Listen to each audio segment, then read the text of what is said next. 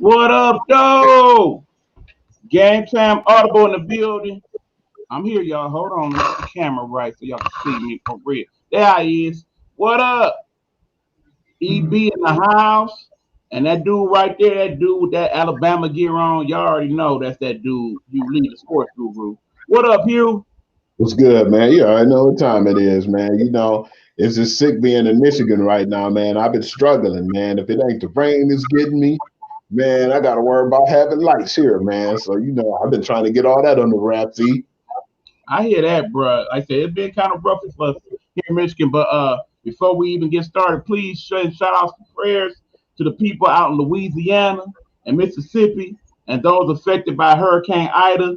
Unfortunately, some of y'all probably won't be able to see us right now because y'all got to deal with the fact that y'all don't have no damn power and may not have it for weeks, almost a month even. So y'all definitely in our prayers. And, hopefully y'all get it together soon and they get some help for y'all so y'all can get back online. Yeah, man. Big ups to, my cousin Rita, man, and my aunt Barbie, man. I'm praying for y'all, man. I just seen the results of it, man. It just really, it was a travesty, man. It was sad to see right now. So I want to keep them in prayers and pray that all my family in New Orleans safe. What's going on? Pride already checking in. What up, Pride? You say what up though to you too, Guru? Pride, man. Thank you, man, for showing love and support on that page too, man. Pride always showing love to the purity of the game, man. Much love, my brother. Right on, right on. All right, of course, Hey, good. How everything's going? Thank you for all your love and support too, man. You're constant on the show, and we appreciate you. absolutely, bro. The Nighthawk Network wouldn't even be Nighthawk Network without you and our special people in the VIP. So definitely shout out to Road. Shout out to all my people here in the Bigo streets. As y'all checking in, we'll make sure y'all get y'all love as well. Okay, hold on. That's a blessing, man. Definitely thankful for that, man. Happy. All right. So glad to hear that, Pride. Prayers for all those afflicted right now, especially those Amen. who are afflicted with COVID-19. You are definitely in our thoughts, and we hope that we can get this thing together sometime soon so we can fully enjoy everything. But Yes, we sir. definitely will be talking about that. That is the elephant in the room that will be mentioned several times on the show because sports ain't totally sports at this point because sometimes COVID-19 is in the way. So there's that. But anyway, you know how we do it. We about to go on ahead, go to our commercial break to show Nighthawk Network some love. When we get back, we're gonna get into it, y'all. We're gonna talk a little baseball, a little tennis, some slight golf. We're gonna talk about our other sports. But the thing I'm really looking forward to tonight is we got our segments going on. Yep, we Yeah, I can talk about that. I'll be talking about that in my segment, P. So yeah, tonight and for the rest of the year, we will have our football segment. They will break out into two segments. I will take on the college football scene, and my brother Hugh is going to do the NFL football scene because he's been waiting all year to talk football, and now football time is here, and he's ready to get it in. So we got to let him do his thing. All right. But yeah, shout out to Goody Baby joining us on the Bigo. What's up? What up, though? But yeah, okay, so let us get it popping, y'all. No time to waste Yes, here. sir. Yes, sir. Damn thing. So grab a snack, like old girl Wendy saying, "Come on back." This is Game I Time hate Audible. being famous. That's Hugh Lee. This E Beezy. I'm ready Yes, to do sir. the damn thing. Let's go. Let's talk.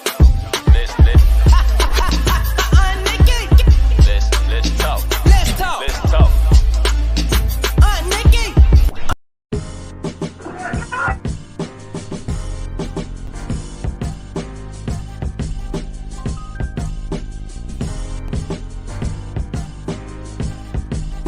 This is the Nighthawk Network. Our voices for our people.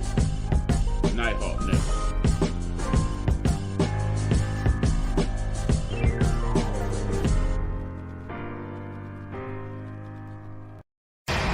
Viewer discretion is advised.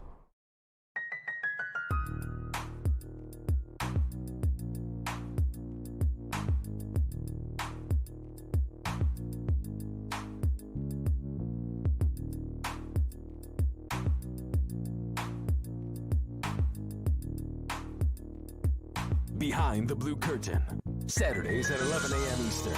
Unscripted talk on police reform and race relations.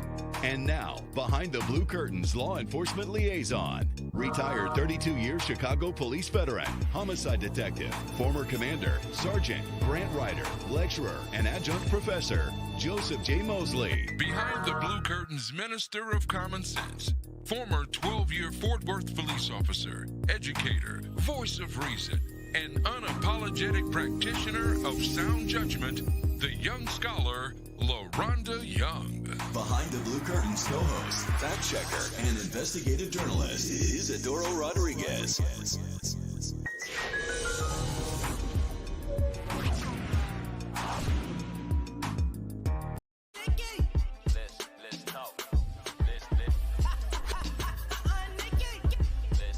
talk. Let's talk. Let's talk.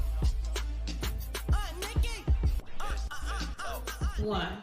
Hi everybody, I'm Lily and today I'm going to share my book with the whole entire world.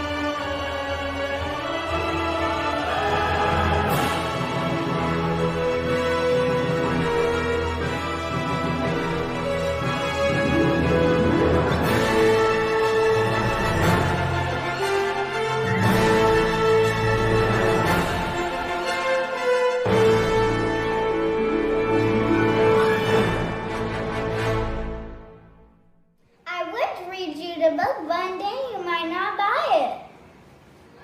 Thanks for going on this adventure to the aquarium with me. Bye! At the bottom of the screen to see where you can buy the book. And make sure you don't forget to like and subscribe and give this video a thumbs up. And make sure you subscribe to my YouTube channel.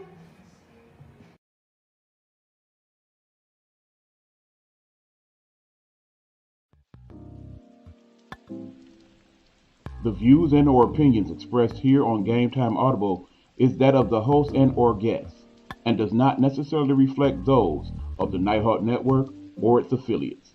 Viewer and listening discretion is advised.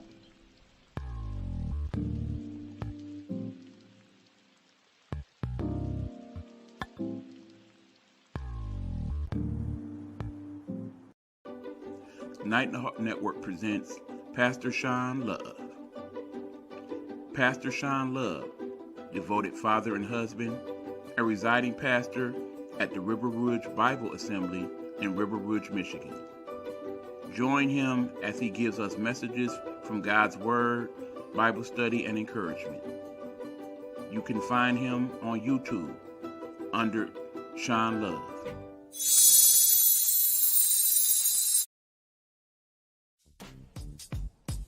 Have you been scrolling Facebook and looking for that quick sports fix?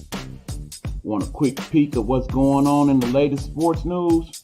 Check out Pure to the Game Sports Blog with the sports guru, QD Lee. He'll get you together. Check it out. Follow it on Facebook. Make sure you like it.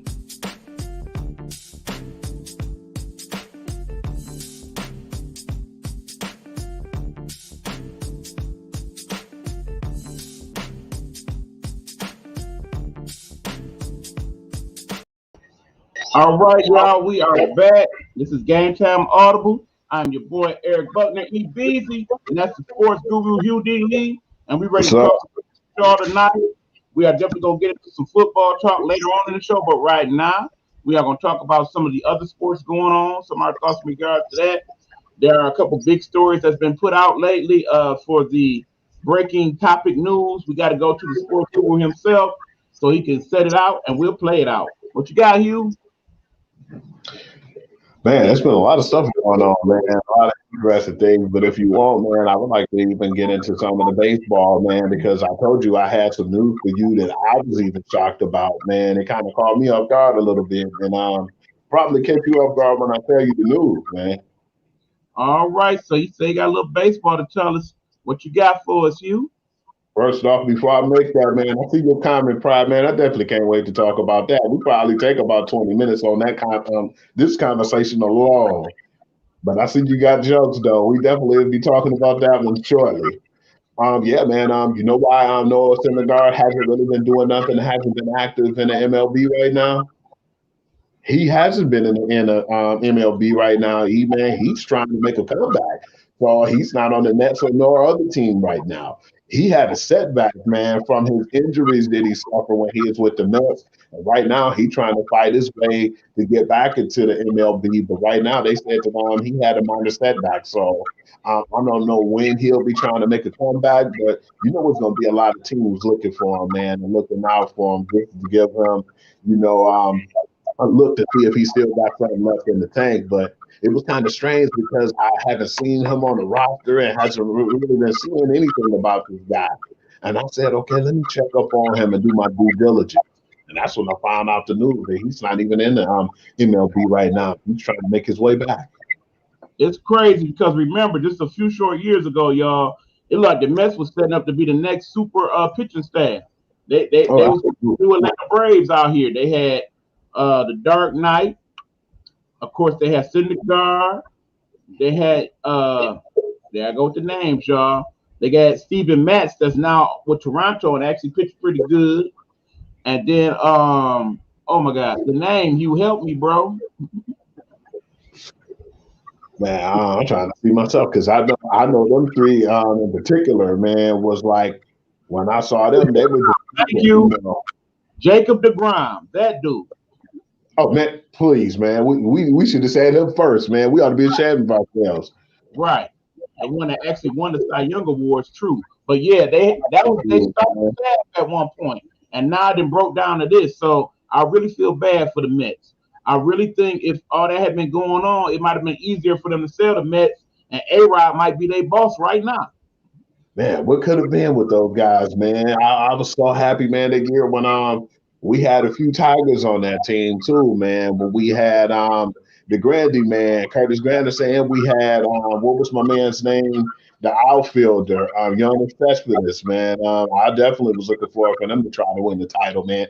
Definitely with those dudes at the pitching staff. I love seeing Noah and the grind with their long, crazy, wild hair, man. Just dropping dimes, man. They was dropping 95 to 100 every time, man. It was just good baseball, man. It just that shortstop that was just making some unbelievable plays. They literally looked like they was about to get it together and take over New York, but it just great. By the way, anybody here on the Bigo, if you want to check out the show in its full form, you can hit us up at Eric Buckner, Nighthawk Network Detroit on YT.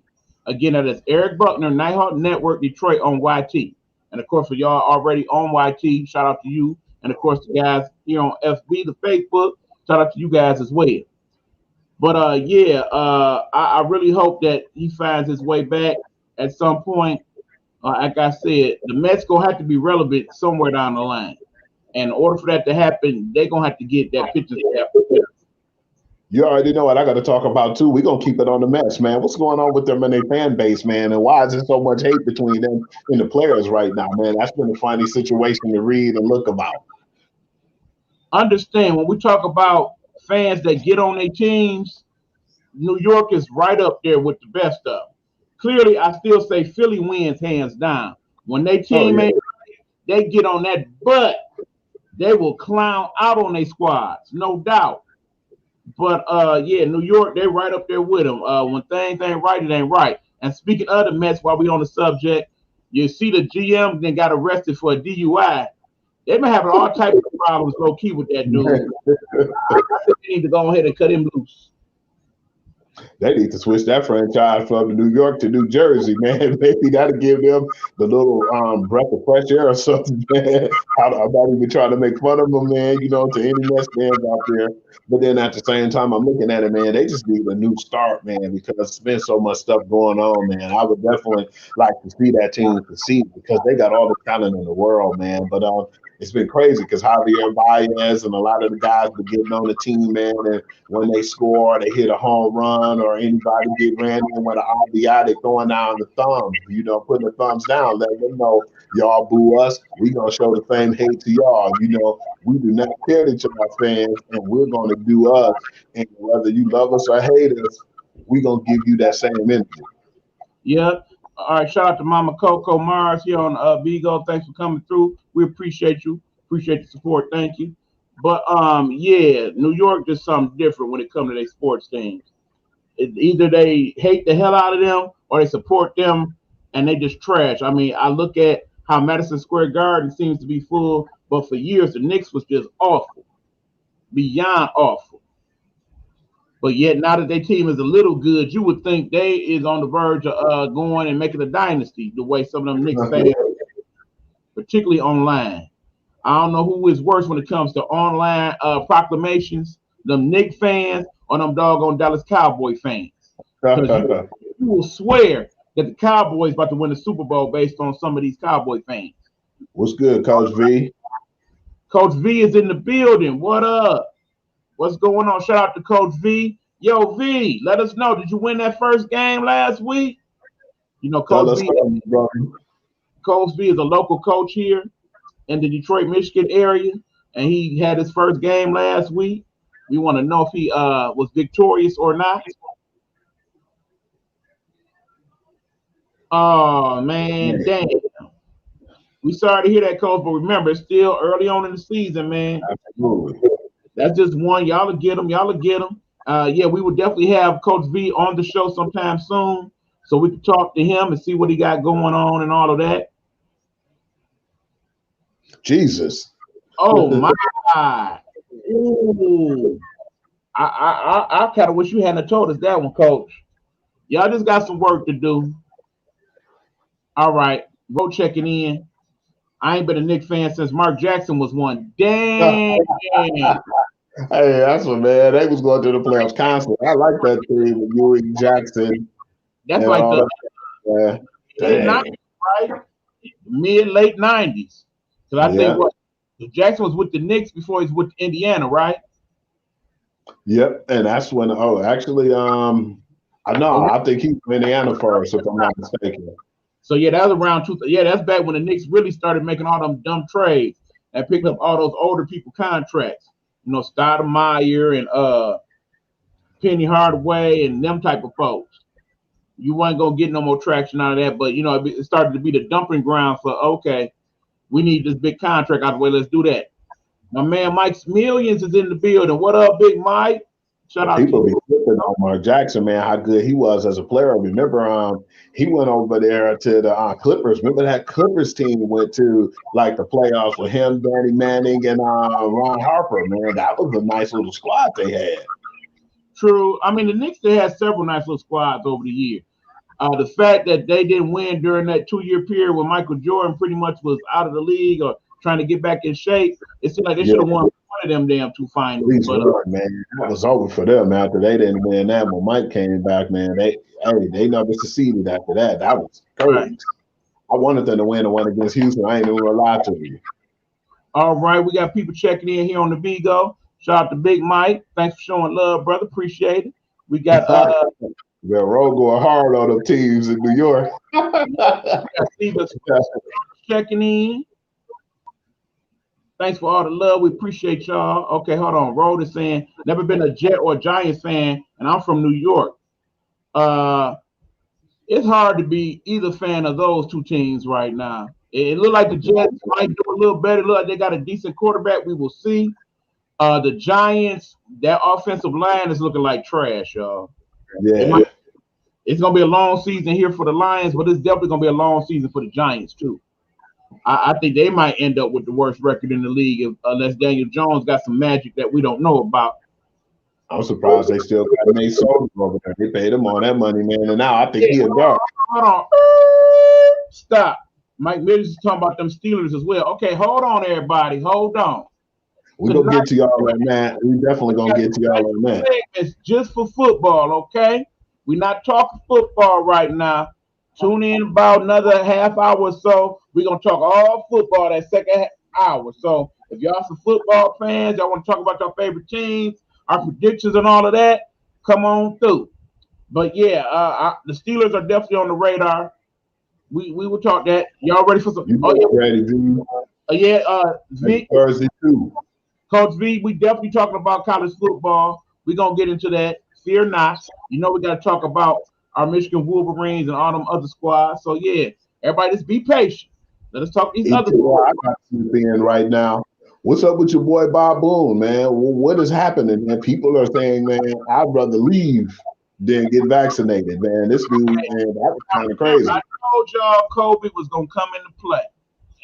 It's going to come into play on this show. It's going to come into play on a lot of our shows. We talk about it because it is still prevalent. Yes, I know. A lot of y'all are living your life as if COVID does not exist. Like it never happened. Like it can't touch you. Like you are Thor or Iron Man or Captain America, and COVID wouldn't dare fuck with you. But let me tell you, COVID is prevalent and it's getting worse again. The numbers are ticking up. As a result, people are trying to save on their investment. Remember, the people with the money. Hold on, where the microphone? You know we got to go there. Shout out to my cousin Sid, who always has something to say about this. I really got to find out what happened to your cuz. You ain't been coming through. So yeah, the reason why we got to get these things together is for that mean green. It's about the money, y'all. And if it ain't making no money, it ain't making no sense. So as a result, a couple of the NLB teams, I think other teams will follow suit, particularly in the NBA. They have now a mandate that all non-players are to be vaccinated.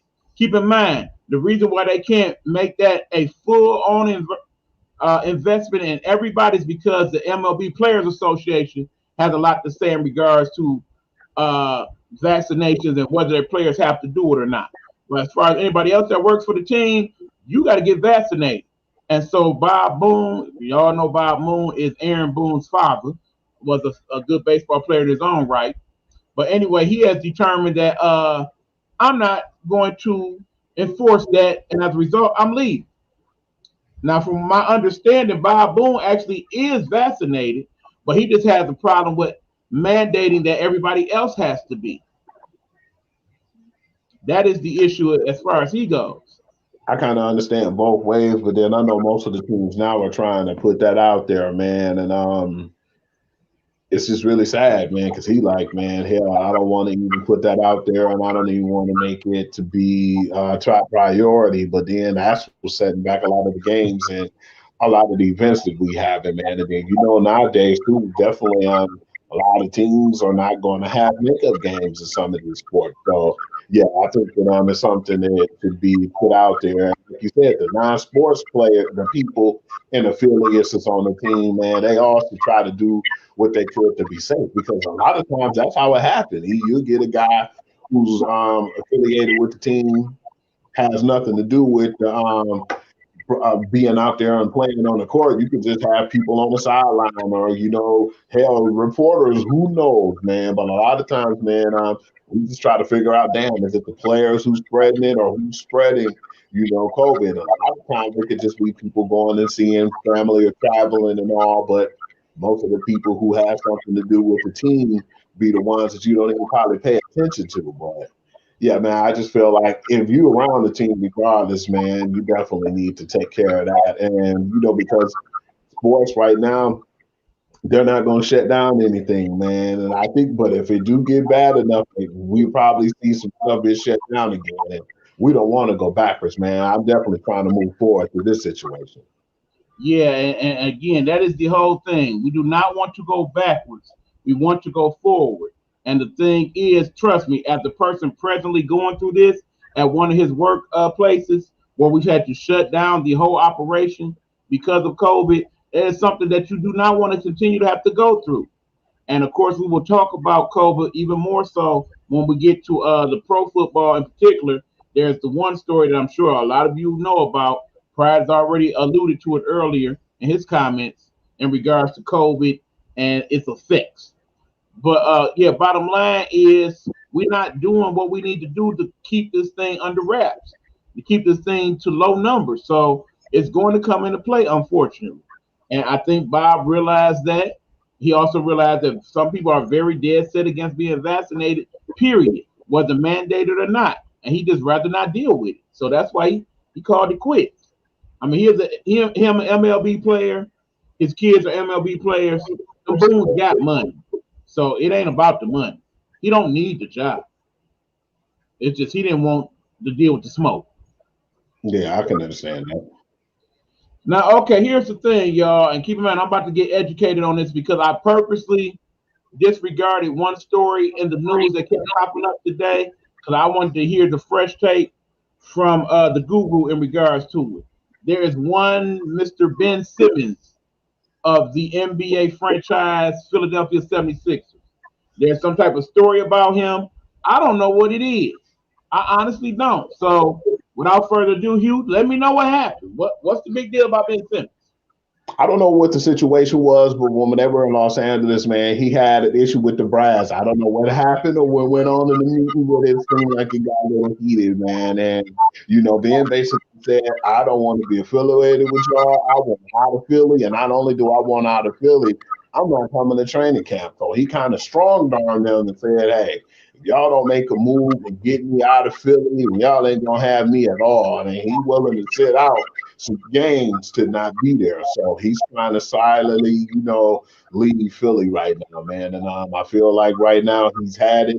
I don't know what happened, what was said, what was even done, but to hear that he want to leave Philly and he want no parts of it right now, it really wasn't too much of a shocker because at the time I know they were trying to deal this guy, but at the same time I think that they were had pipe dreams basically because they were saying that they wanted to get a James Harden type of deal with him, and that wasn't going to happen. Definitely after the debacle of how he basically just was MIA in the playoffs, man, that didn't make him look good. But I don't know what it was. Really, I believe it definitely had something to do with the trade. And, they were listening to trade offers. But whatever happened, it wasn't good because it got really ugly. And now he's just strong-arming his way out of Philly, man. I think that a lot of teams asked about him, and they were turned off by the ransom they were giving because it's like, damn, you want like James Harden type of trade? Nah, not for this dude. We'll give you maybe a first rounder and a couple second rounders, but we're not going to give you the King's ransom for a guy who basically couldn't show up in the playoffs. So that's not happening. Well, okay, based on that information, I would tell you, being out of there, there's no way you could bring him back to Philly at this point. Remember our conversation a little early in the show about the fan base of Philly. Keep in mind, when they love you, when you are Allen Iverson or Michael Vick, when you got that type of love in Philly, the cheesesteaks on them. You know what I'm saying? You cannot get enough love. But when you are the pariah, when you have done a Charles Barkley or somebody along that ilk, Carson Wentz, when those people go to Philly, oh, it's going to be ugly. And right now, based on that info, oh, you don't love us, you ain't trying to be here, Smurf you being, bye-bye, you got to go. So what's going to happen is either it's going to get squashed within the next 7 days, and Ben will come on publicly and apologize and explain some stuff, or it's going to play out that way. And by the time training camp comes, guess what? Ben getting traded. And depending on how he plays it, he may end up in Sacramento, or he may end up on a contender.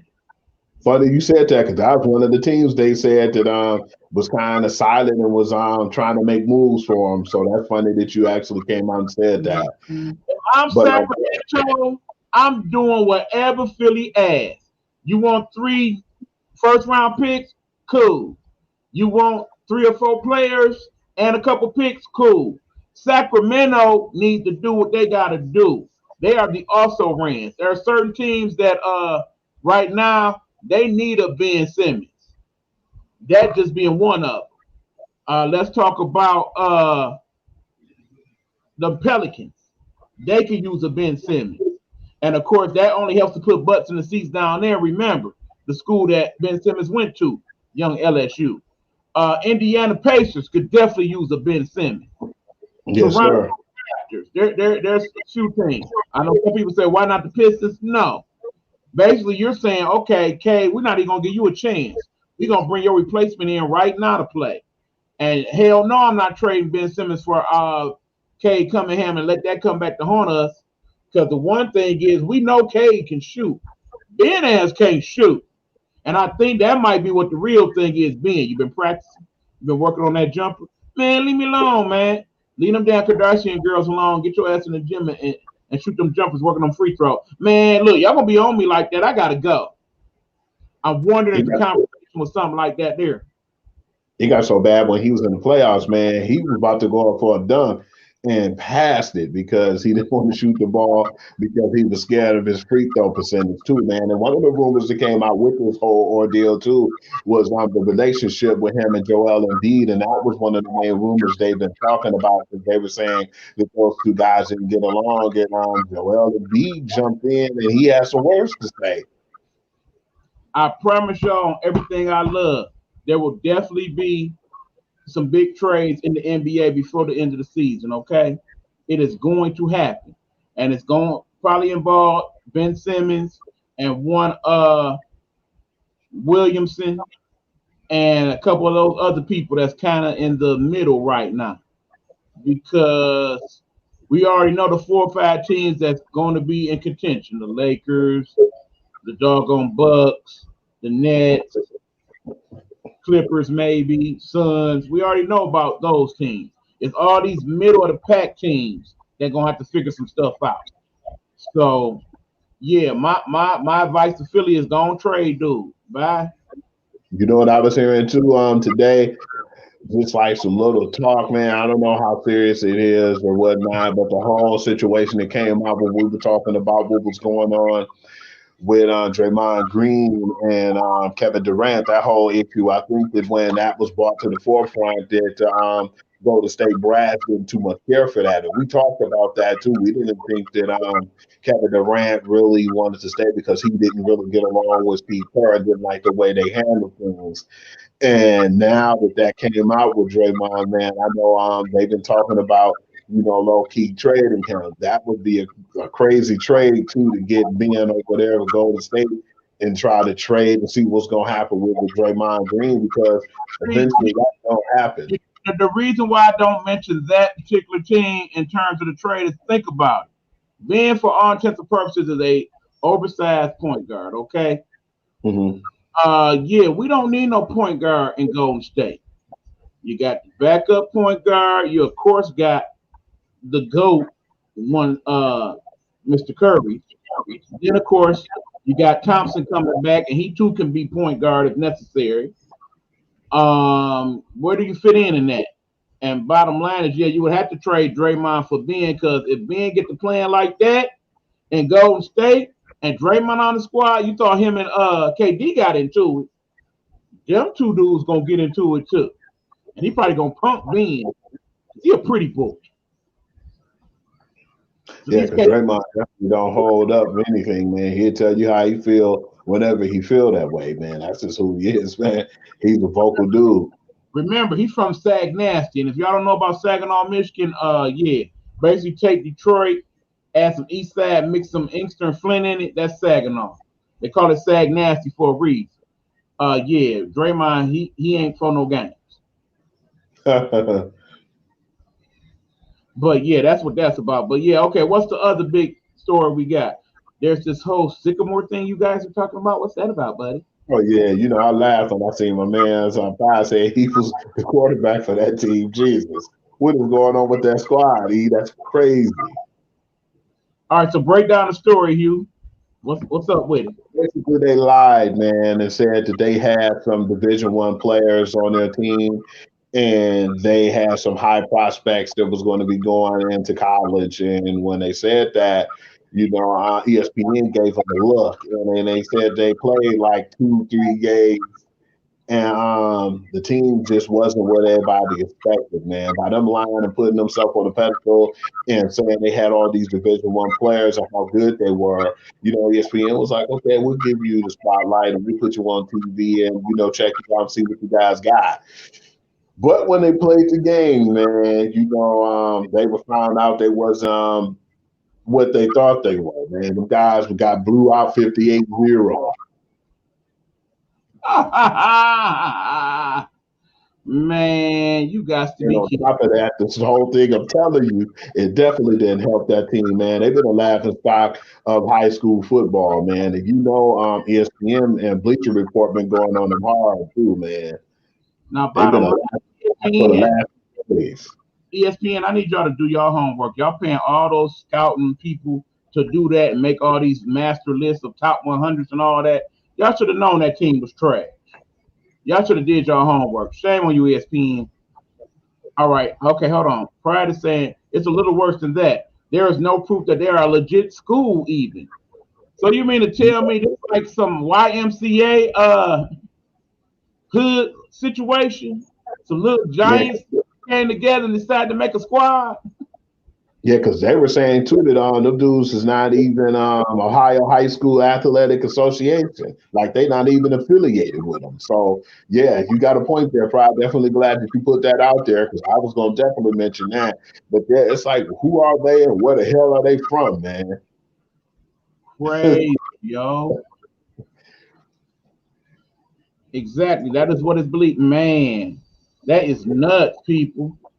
So yeah, hold on now. It's a couple more things we want to get in. Trust me, we want to get to the football segment. So let us try to squeeze in what we can here. Right now, we got the U.S. Open going on for tennis. And I got to be honest, I am very disappointed. I am a tennis fan, y'all. I'm a sports fan. We don't just talk about the major sports. We like some of the in-between sports, too. And tennis is definitely one that I like. And this U.S. Open is basically shaping up to be very disappointing. First of all, we got a lot of the major stars not in the tournament. So we got no Roger Federer. We got no Nadal. We got no Williams sisters, not Serena or Venus. We got now Coco Gauff has been eliminated in the second round by Sloane Stephens. So I kind of hate that the two sisters had to play each other and put one each other out. And some of the other major players are not making it to there for either health reasons or COVID protocols or what have you. Marmy is in the building. What's going on, Marmy? Thank you for checking in. We appreciate you. Yeah. Olympics all over again, E. Pretty much. I mean, bottom line is the only reason why you might tune in is because the Joker, that is Mr. Djokovic, is in the tournament. And of course, Osaka, this young lady, we keep her on deck. Hold on. If y'all forget who we talking about. This lady right here. She's in the tournament, and she's already to the third round as her opponent in the second round had to withdraw due to injury. So there is that. Now, the other thing that we find out this week as one of the top-ranked players, Ms. Azarenka, has come on her press conference to inform people is that apparently there is protocols where you as a fan have to be fully vaccinated to come view the U.S. Open. You as an employee working at the U.S. Open have to be fully vaccinated, but the players themselves do not have to be fully vaccinated. Please explain why. Make that make sense, y'all. So you basically saying fans can get it from the player if they interact with them, which is not really too much interacting. But yeah, it's like you want all that, but then you saying, our players don't have to be. That's kind of weird, man. No, let me make it simple for you, Hugh. Think about it. The reason why that's not an issue is because the major players, the top 10 players, many of them are probably not vaccinated. That would be my guess. And in the end, you want to put booties in the seats. Ain't nobody going to see scrub A play scrub B, okay? That's not what we're here for. And then, of course, like Pride said, players' unions play a lot into that. That's why the MLB is a mandate for teams to be vaccinated, but not the actual individual players. And like I said, in terms of players' unions, the Tennis Association is definitely a very strong union. Remember, we got tennis players making millions of dollars every year. You're not about to tell these multi-millionaires, yeah, you got to do it. Because in the end, you can go on and sit out a tournament or two. Trust and believe. Serena Williams. Okay, let's do a little live test here. All right. Serena Williams, top ranked tennis player. Okay. What is the career earnings for Serena Williams? Hold on, y'all. I actually got it on silent. But yes, Serena Williams has won over $93 million in prize money by herself alone. You about to tell somebody that's basically a 100 millionaire that you got to get vaccinated, and if you don't, you can't play in the tournament. I'm Serena Williams. I got 93 million in prize money, not to mention what I'm earning in endorsements, not to even more mention the fact that my husband is a billionaire. Am I playing in the tournament because you said all that? Nope. Screw you guys. I ain't got to play. Do you think a lot of that's happening? The reason why a lot of them are backing out of it right now? I think some of them are backing out of the tournaments for injuries because it's the end of the year and your body is beat up. Right, like I said that, Pride, including her endorsements. That's probably like another 100 million between Nike and Gatorade and being Sports Illustrated color. Not even Subway. Subway, her fashion line, it goes on and on. Keep in mind, at this point, the Williams don't need to play tennis. They just enjoy playing tennis. Mm-hmm. Now, you got people like Naomi Osaka, who I looked up today. She's won over $20 million in prize money. She's playing, but she ain't got to. It ain't necessary. In the end, but particularly when it comes to these tennis tournaments, the majors, you need the players more than they need you. Because like I said, I'm not trying to watch the tournament because a lot of my favorite players ain't in it. And I'm not the only one that's going to feel like that. So that's what that's about. Shout out to Jose Candles in the building, Bossy Baby and Barbie. Got a lot of folks checking in on the Bigo. Jocelyn Love, what's going on?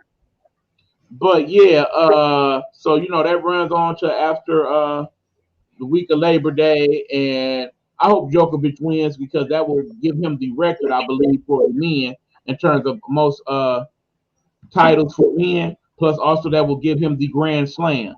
Only a couple people have ever done the Grand Slam win for the four majors in a year. He would be, I believe, the third. I don't remember who it was for the men. I want to say it was I can't think of his name. It goes back a few years. But then, of course, Serena won the Serena Slam. So she didn't win them all four in the same year, but she won four consecutive. She basically won like the first three and then came back that next year and won the Australian Open. So that gave her the four.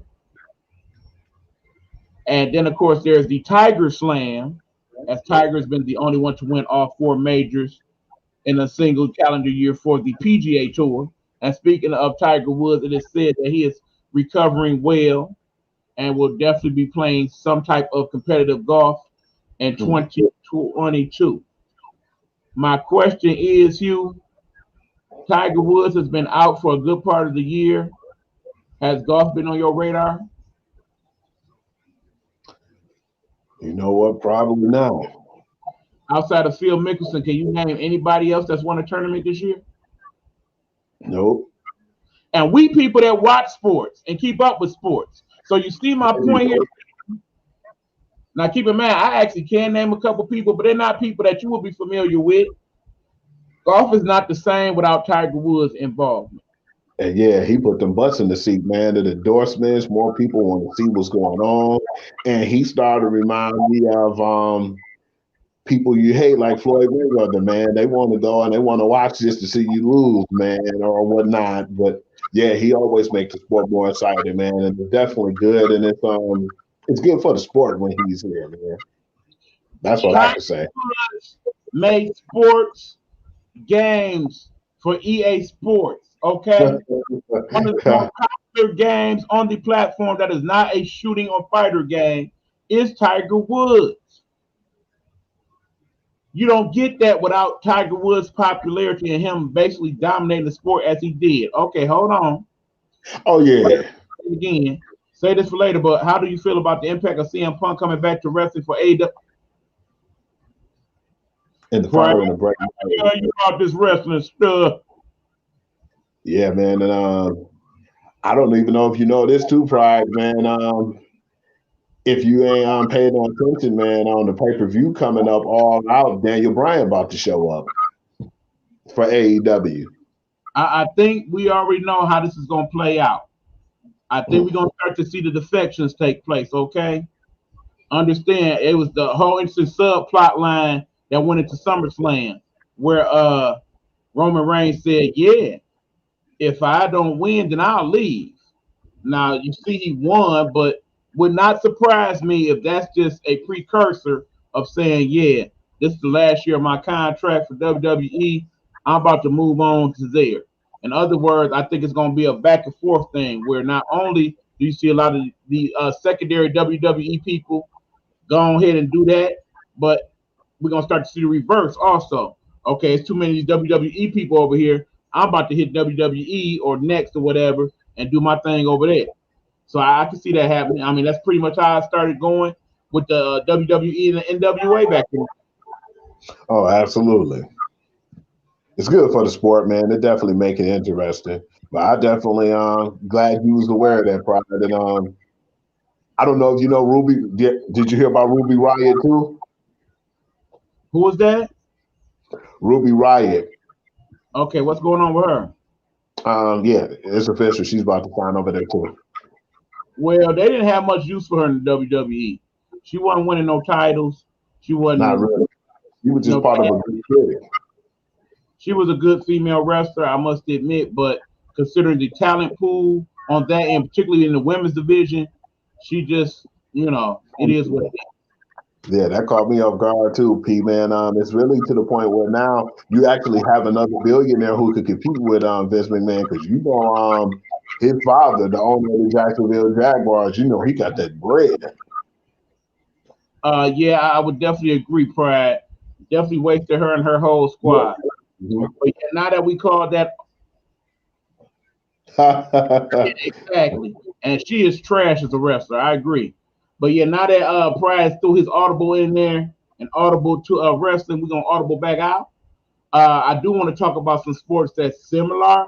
In other words, I want to get into this whole boxing thing, in particular as to the Paul brothers, who are now taking over the pay-per-view realm by storm by staging these fights with people that are boxing adjacent and having these bouts with them and making millions of dollars off of it. What do you think about it, Hugh? What pissed me off is, man, I've seen twice, man, that these guys, the Logan dude, got knocked out, man, or knocked down. And I seen it and I'm looking and I'm like, well, damn, wouldn't he just knock him down? He basically on the ropes and, he kind of doing one of these numbers and he get back up. And I'm like, man, that's not considered a knockdown. A lot of this stuff seems like it's staged, man, and that's why a lot of people don't really respect boxing like they used to, man. Ain't no way in hell Dana White gonna let somebody get knocked down and they like go down for a few seconds and pop back up like nothing ever happened and say they slipped. Sometimes it's to the discrepancy of what the refs think. But at the same time, I just don't like the fact that I seen Floyd knock him down, but he held him so he wouldn't fall, just so he could go the distance. And then they didn't do anything about Jake Logan, man, when he clearly was in the ropes, man, like he was on a hammock trying to get up. So yeah, I was a little pissed at that, man. I feel like it's too staged for me, man, and it's too vanilla, and I just feel like, man, that's one of the reasons why I don't really have too much or show a lot of interest in boxing, man. Things like that. Here's the problem, Hugh. You thinking about this practically as a sports fan. These events are not for the sports fans. They are for the influencer, the YouTubers, the young people. This is why these particular young men are famous, because they are YouTubers.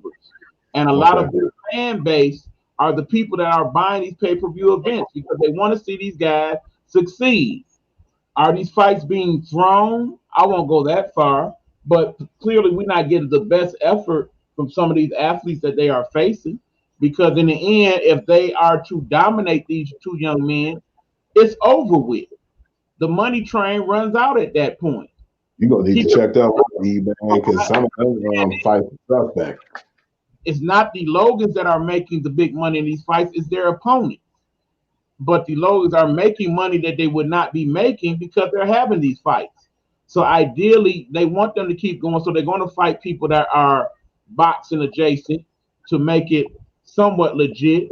But the whole thing is, what happens when we have them fight someone who is actually in their present skill set, in their prime? Somebody like a Bud Crawford, somebody like a They ain't gonna fight a Canelo Alvarez. Charo, somebody along those lines. Lord forbid they fight somebody in the heavyweight division. Rap. So yeah, I do think this is a lane, and it's successful because they are bringing those people from the YouTube along for the ride. I definitely see them staging more of these fights in the next year or two, but I think at that point it runs out of steam as we get to a point where the legitimate boxing or MMA fan is going to want to see them fight some real people, some people that's not beyond their prime, or some people that actually can box. Once we get to that point and they actually set up that fight, that's when they set up the big money fight, because once they get in the ring with that person and they beat the smurf out of them, this money train is over. Yeah, man, just definitely the whole thing just left a sour taste in my mouth, man. And I just don't like it, man, just for what it's worth. Yeah, I mean, because like I said, again, Pride, as a sports fan, you are looking at it's like basically just for entertainment, Pride. I understand that, yeah, because I definitely not feeling it, man, as a sports fan myself. But like you said, it is influencing the YouTube, so be it. But you won't get my money involved in that crap. right. Now, here's the thing, y'all. That is our sports segment for this point. Now, we about to get into it, y'all. When we take this quick commercial break, and it's going to be a quick one this time, we coming back, and it's time for our football segment.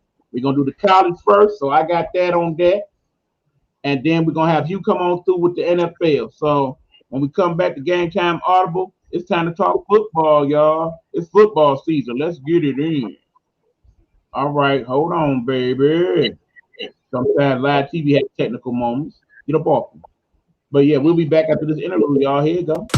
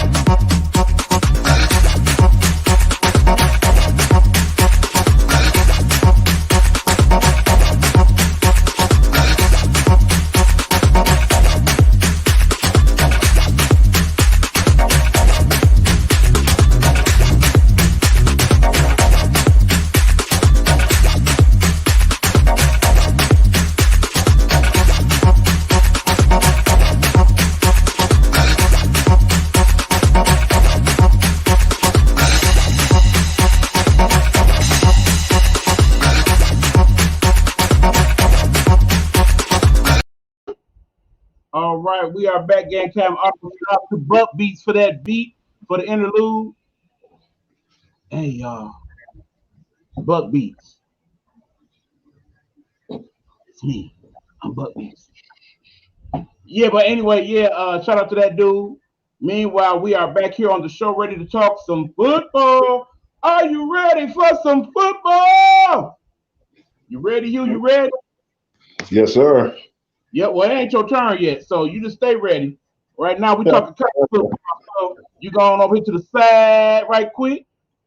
Give me the screen and let me get it in. All right, y'all. This is the college football report for this week.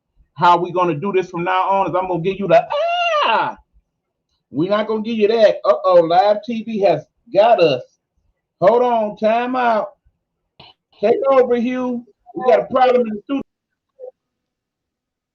You already know what time it is. Bama will always be Bama, man. I'm gonna mess with you since you kicked me off the screen for a minute. I had to throw that in until you get the technical difficulties together. But no, man, I'm definitely excited, man. And I seen Coach B talking about it, man. Not only am I excited, but hell, man, I'm to the point where I'm even ready for the Thursday night games, man. You know, I want to see those teams, man. And I'm just really interested, man, because I'm just really happy the football is back, man. I love my football, man. College, man, it's on a whole nother level too, man. I'm just liking the fact that those guys are finally getting their money's worth that they deserve. But yeah, man, I want to talk about some of the games, man. There's gonna be some heavy hitters too, man. Yeah, he is. He tried to pull the cheap pops, man. But yeah, definitely. Look here, Pride. Don't be hating on the play at the game. What's going on, Beauty T? Shout out to you in the Big O streets. I'm gonna get you for that, Pride. But anyway, we are talking college football right now. As y'all know, we had a few games last week, kind of a little warm up to the real season. The biggest one that everybody's talking about is the game between the Nebraska Cornhuskers and the Illinois Fighting Illini, in which basically the Nebraska Cornhuskers got their butt whooped. Okay, now because of that, we got a couple people on the hot seats, and those hot seats are located in the Big Ten. Nebraska is one of them, and Michigan is the other. Okay, shout out to my Wolverines. You know I love y'all, but this season we need you to get it in. If you do not get it in, I repeat, if you do not get it in, people, it's going to be a wrap for young Harbaugh. We have given him more than enough time to turn around the program and bring us the national championship that we have so much been looking forward to. But as a result of him not doing that so far, and definitely because he will not be beating Ohio State no time soon, yeah, if that don't happen this year, he gotta go. Him gotta go. But let's talk about some of these other teams, okay? We got all the big wigs playing this week now as the real college football season is starting and getting underway. Some of these are our key matchups we're going to talk about for this week. We will get into it tomorrow. The college football season for real starts tomorrow, Thursday. And the Thursday night matchup is one you definitely want to check out. It's between Minnesota and them punk eyes. Yeah, now y'all know. Y'all know how us Michigan fans feel about that team down south. We don't give them that type of respect. It's just like me and 45. We don't say their name. You say the name of people you respect. We don't respect them punk eyes. So yeah, the punk eyes play Minnesota. Keep in mind, Minnesota might actually keep that game relatively closer than you think. It's not going to be the blowout. I don't see a lot of Ohio State blowing teams out like you think this year. I think they will be a solid team. I think when all is said and done, they will be in the playoff discussion for sure.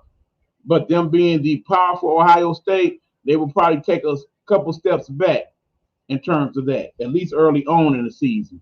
So don't be surprised if at some point Minnesota is keeping that game close.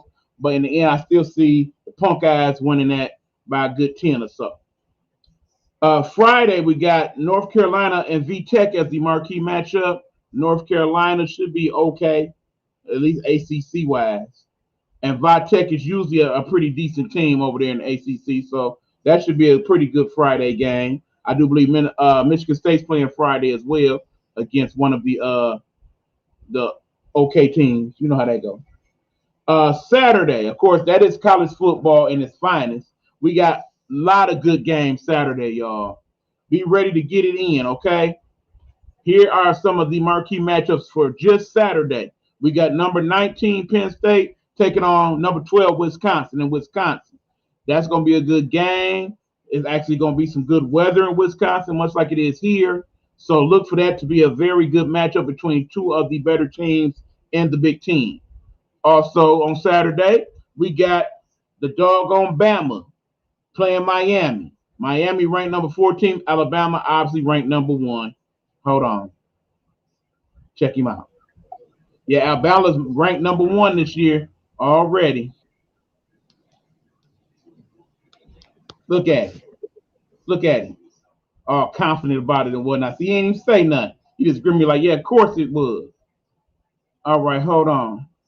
All right, he was giving some of his predictions already. Love them or hate them. If Harbaugh don't beat them, he is out of there. He's definitely saying that about Michigan, I completely agree. If Michigan don't win at least 9 games this year, I say they gone.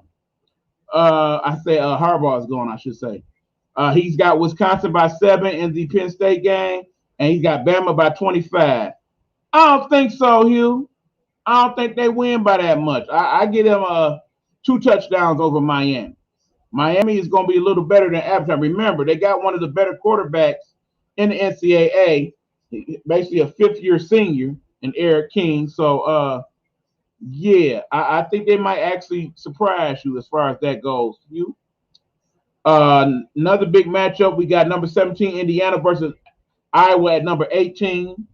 2 teams that's on the come up. Indiana, I definitely think they will win that game, even though it's in Iowa. But Indiana looked pretty good last year. Remember, they almost beat O State last year. So there's that game. We also got Louisiana playing Texas. And the reason why I say that's a key game is because Texas has a new coach. You know, they took Sark from over there in Alabama, and now he's the head coach over at Texas. I really want to see what he's going to do with that program. Here go Pride. Here you go, y'all. I heard Tim Tebow is the starting tight end for the brand new Bishop Sycamore University team versus MSU. You just ain't gonna let that go, is you, Pride? Now y'all already know Tim Tebow gonna land back on his feet. He probably already got his analyst job back over there at ESPN. I'm assuming that. It's just now instead of playing baseball, football, he'll stick with that. He'll be fine. Tim Tebow will probably have a talk show one day. When you Tim Tebow and you got that type of personality and that love, the sky's the limit. Don't cry for Tebow, trust me. Okay, he was saying I'm dreaming about the Bama thing. You'll see, Hugh. You'll see. I think Miami gonna be a little bit better than you bargained for. But that being said, Bama's still Bama. Shout out to LaTanya Brooks checking in on the Bigo. Damian Curry.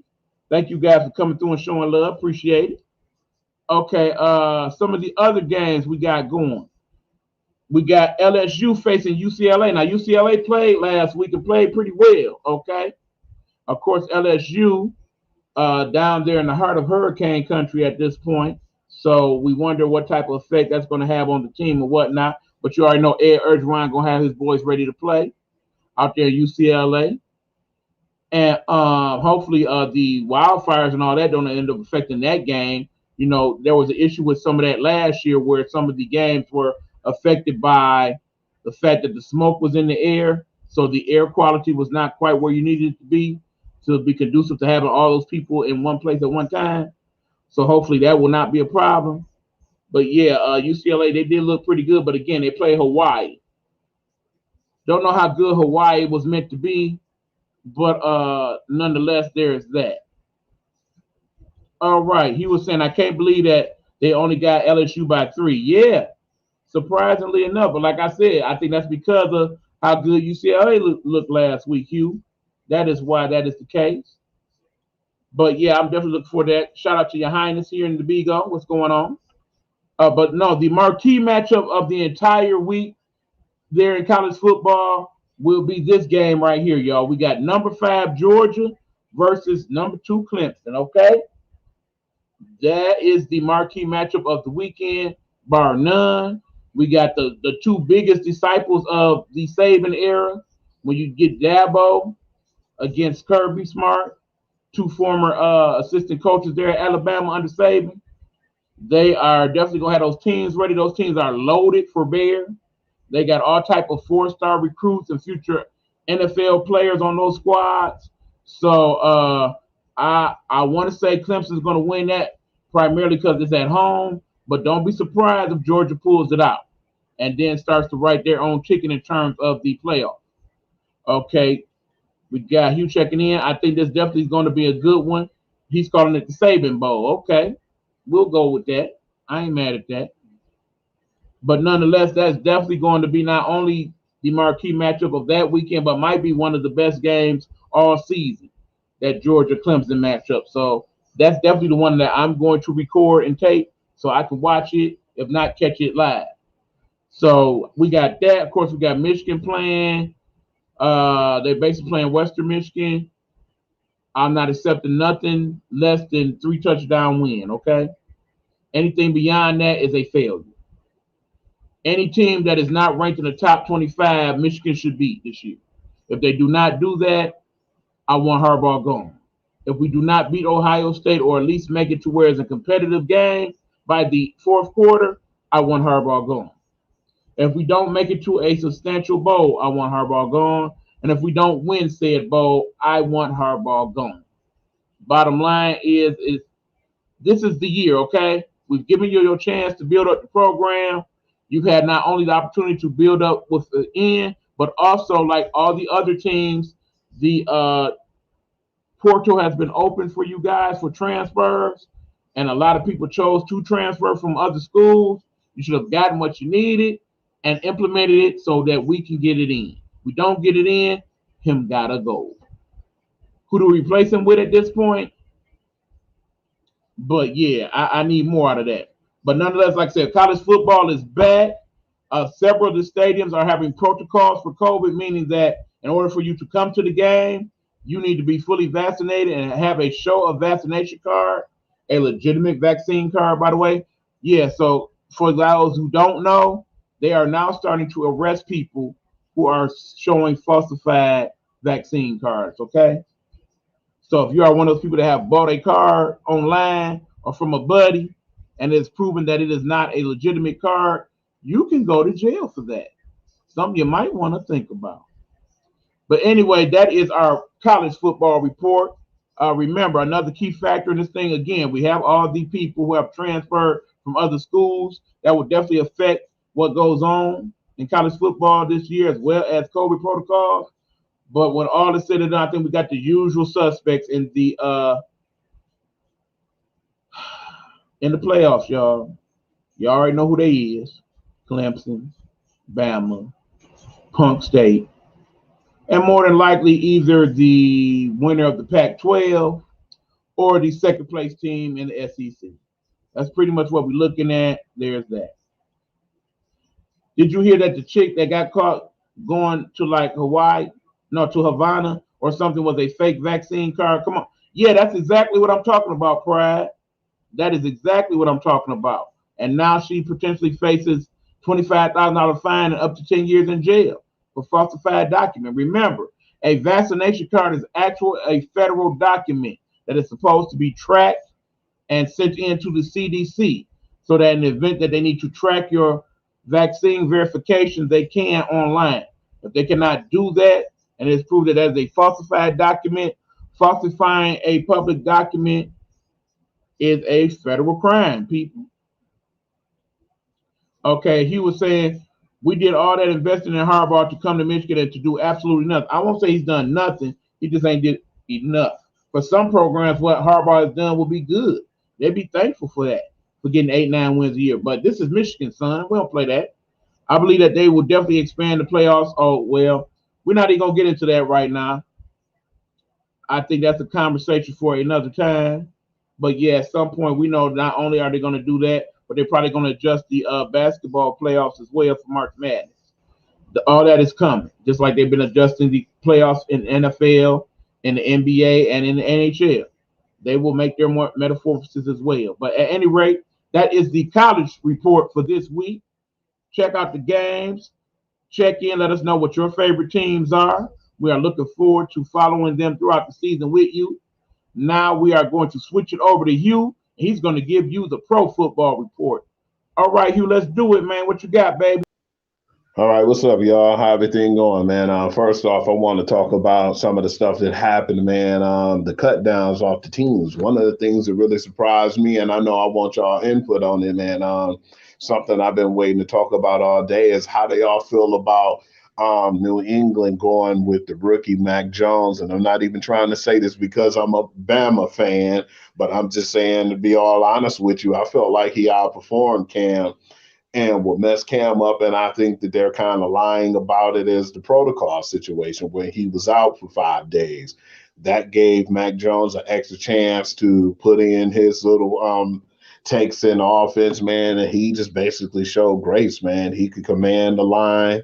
He do stuff at the line, the scrimmage, man, audibles, and it's just like he took over and he took command of that team very early. And I was really excited to see that because that was something I felt like they really wanted. They wanted more of a traditional quarterback who could throw the ball deep. And I feel like they got what they were looking for, man. No disrespect to Cam. I just feel like at this time in his career, I think he'll still be a great quarterback. But right now, I'm just thinking that he's going to be a backup quarterback, man. And some people just don't really realize that in their career. But I still feel like the guy's excited about the game and he want to play. I just wish that things ended a little better for him, but I already seen the writing on the wall due to the fact that his contract wasn't too high and it was a 1 year contract. I was surprised that they actually went with his contract last year. It was more or less if he do well, we took a good risk on him, high risk,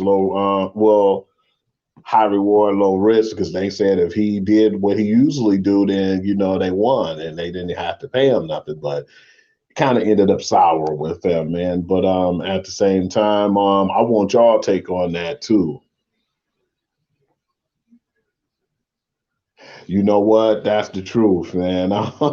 Yeah, I think me and E was talking earlier too, and it made sense, man, when he started talking and he was doing a little too much, man. It started to seem like he started to get arrogant in his role. And I actually thought too that one of my partners was telling me that when he took control or he thought that he had the driver's seat in the franchise, that no, man, that's Belichick's, franchise. And I think more or less he thought he was the golden boy, and unfortunately, it just didn't pan out.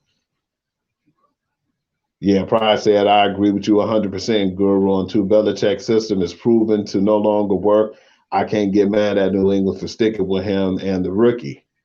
Yeah, man, because I know y'all been seeing the preseason, man. I was just really surprised at how good he was. Like, he got sacked in a few things. He made a few mistakes, but just to see how he took control of the game and he wasn't afraid. He didn't make too many stupid mistakes neither, man. I think on one of the plays, though, it wasn't Cam's fault when he had that interception.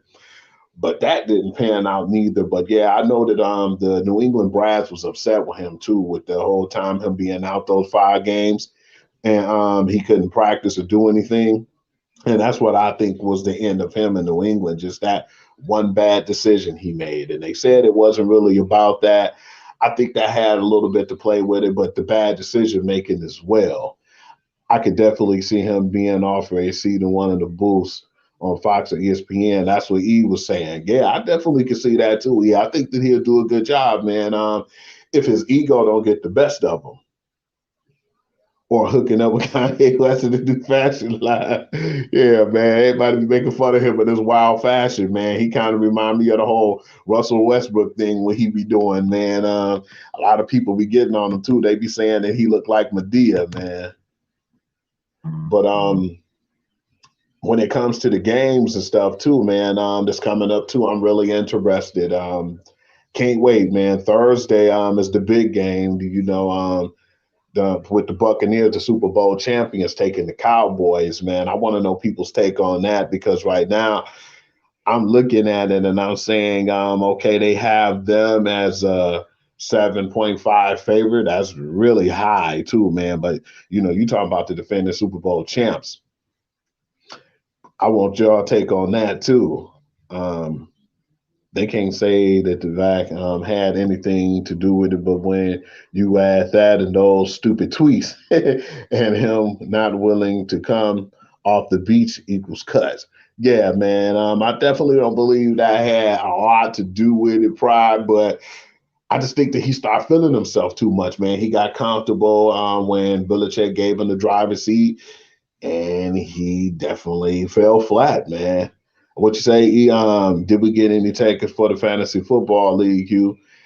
Man, yeah, man, I definitely want to talk about that too, man. We want to definitely see what's up with y'all, man.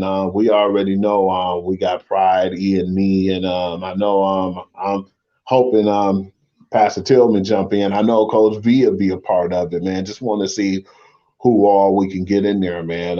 He was talking about 12 people, but I don't think that might be the case. Hell, we'd be happy with 10, but we want to get that started, man, because I know E has some good prizes in store, man. He was talking about for the winner, you could either get like the chain or you could get a belt, man, and we got some really good prizes out there. Yeah, Pastor Taylor, I know you down, man. We definitely want to get all of y'all involved, man, because I thought it was cool because he took it up a notch, man. I had it to the point where when I had the fantasy league that I gave the rings. But now it's like, man, he talking about the ring to the division winners. And if you don't win it all, yeah, you get the belt, but you'll still get some cool prizes, man. He talking about first, second, and third place prizes too. So it's not like you're going to be in there and it's like winner plays all, man. You still get rewarded. Yeah, like I said, I'm talking to Shada right now here in the Vigo. He said definitely count him in. Keep in That's mind, we're doing the big prize for the winner. We're doing winners for each division, and we either gonna have a little punk prize for the person with the worst record. You're gonna oh get yeah, the trophy. the toilet bowl champions. We just want to have fun with the thing, but remember, we need to have at least 8 people in this league for it to be a decent league. Right now, we got about 5, so we look for a couple more people. We're gonna extend the deadline, so we're gonna give y'all up to Saturday. Saturday by noon, we need to hear from you guys. If you want to be a part of the fantasy football league, let your friends know. Let them know that there is no entry fee. All you gotta do is show up to the draft, pick your team, and then let's get it. And again, the winner will win. The first and second place finisher is winning. And hell, even the last place winner, you get to do a little something. So let's do that. And remember, cash money prize, $100, 100 biggins, man. Tell you what, E, if people don't chime in and we got the 5 and then we don't get anybody after that, guess what? I have a fantasy league at the job too. I've been a commissioner for like 6 years there, man. I got 3 guys right now who was upset they couldn't get in and still want something to do, or they want a fantasy league to Okay, be in. well, what the hell is you waiting on, Hugh? Man, you the commissioner. Make it happen, son. Okay, I definitely invite them cats. I know my boy Mo and I know my boy Rob want to get in there, man. And all I need to do is do. Let them know it's all love. And Shada said his son is interested in being in the league as well. So yeah, we gonna have enough time. Okay, so now we change it. You got till Friday noon to sign up. I'll get Mo and Rob in there, and then he can put his son in there, and that's what we'll take it from there, man. We'll have our 8 because I'd rather have 8 anyway, because I did a league with 8 people, man. It was amazing because you get so many guys on the bench, man. It was at one point, man, it was so bad that we had Aaron Rodgers that was out there, in free agency to pick up, man. So you always have enough wiggle room when it comes to less people. So I think the less the better, and a better chance for me to win. Right, and keep in mind, I'm in talks with people that are people that create T-shirts and such, and we are trying to not only get some gear for the Nighthawk Network and for the show, Gametime Audible, but perhaps we'll be able to get some T-shirts made for the league as well. So stay tuned to that. It's a work in progress, but if we can work all that out by the end of the season, we will make it happen. So again, for those of y'all that want to sign up, let us know. You got till Friday noon. Otherwise, we're going on without you because the league starts in a couple weeks, and we need to get time for the draft and all that. So we need to get it cracking, okay? And if y'all, we go over ESPN.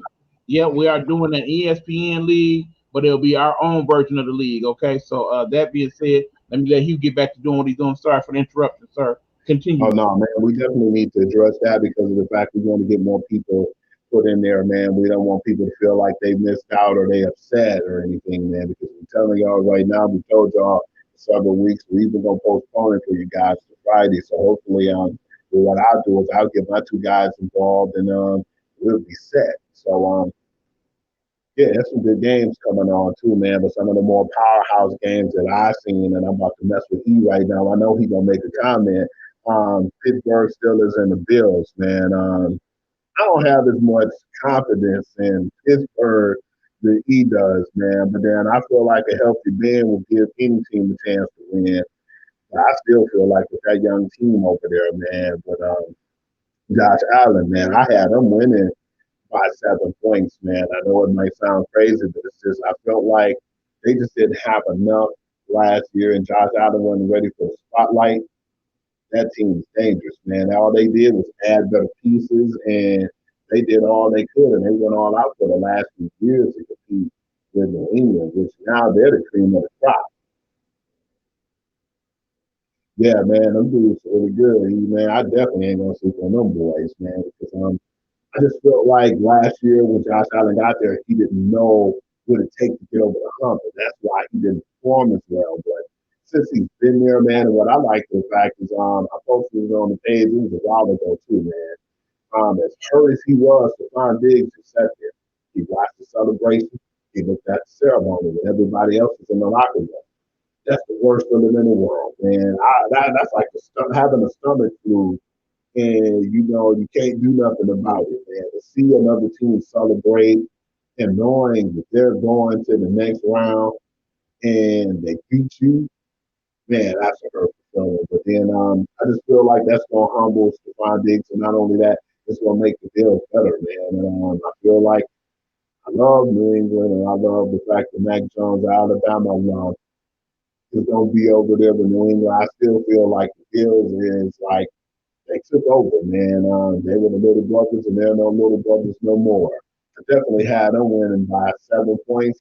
It could be more, but that's the team I still feel like it can be a rematch between them and Kansas City. But at the same time, man, I think the Ravens still have something to do with it. What about Aaron Rodgers?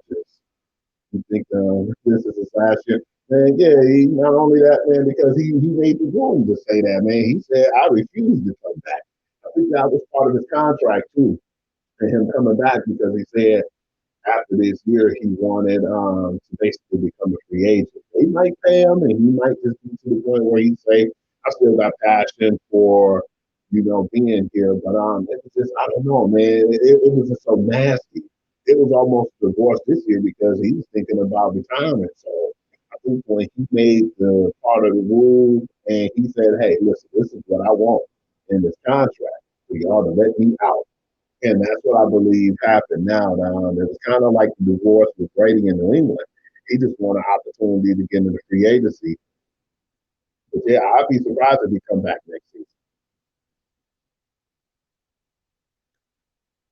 Damn, I see another hardcore game, man. And surprisingly on this one, they have the Seahawks winning. The Seahawks and the Colts, man.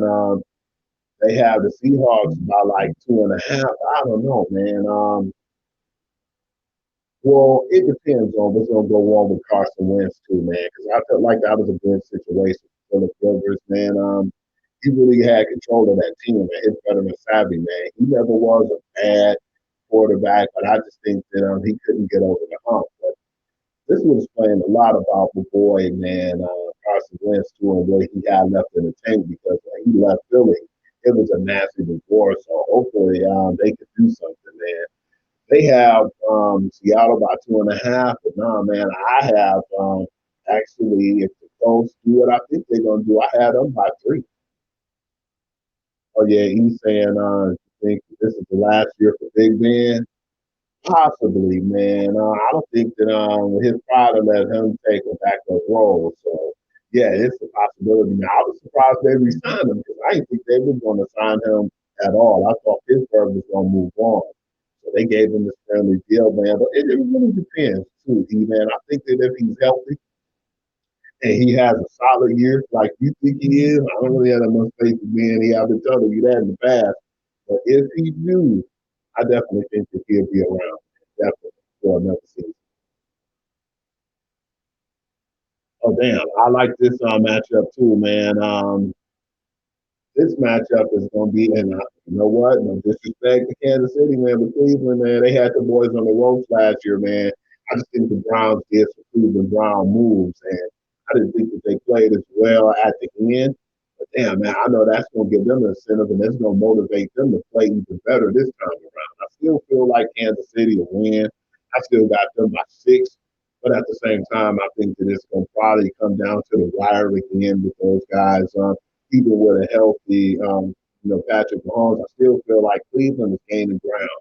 It's just that Patrick Mahomes just that good, man. I just don't see them losing that game. I definitely still feel like they can win by 6, maybe 7 points. I definitely got them, man. You'd be stupid to bet against them. He was saying, what do you think about discuss trade of quarterback for Houston and Miami? Man, I actually thought for sure that I wouldn't be surprised still if Deshaun Watson go over there, man. But it's kind of sad too, man, because it's like if that's the case, it'll take the well, actually no, because they were saying they'll do a swap tour to the Texans, and then Deshaun Watson to Miami. Miami's ready to win right now too, man. So I just don't feel like Tua is ready right now.